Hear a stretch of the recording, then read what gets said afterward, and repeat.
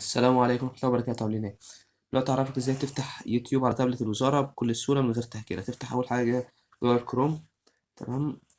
وهتيجي هنا مثلا لو جاي مثلا نكتبه مثلا أي حاجة، مثلا نفترض مثلا احنا هنكتبه يوتيوب.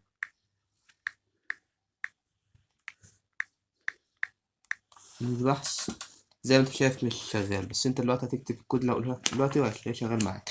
تيجي هنا كده في البحث تكتب HTTP نقطتين فوق بعض من هنا وسلاش سلاش، وبعدين تكتب الرقم اللي هقوله لك دلوقتي 6 4، وبعدين دوت، وبعدين تكتب 2 2 7 دوت 1 2 0 دوت 2 3 1.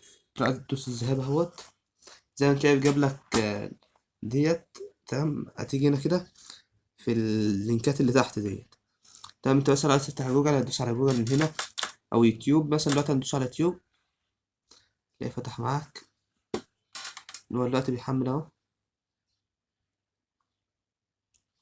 دي من غير اي تفكير. طبعا لو عجبك الطريقة اعمل سبسكرايب في القناة واعمل لايك وصلي على النبي في الكومنت كده لما هتصلي على النبي.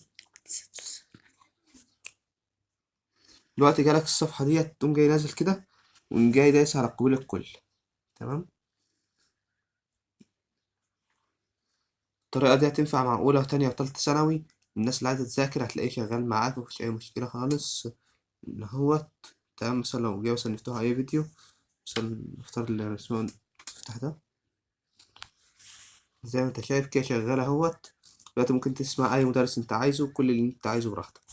بس كده دي كانت الطريقة. لو عجبك الفيديو اشترك في القناة واعمل لايك للفيديو، واكتب لو في أي مشكلة قابلتك اكتبها في التعليقات.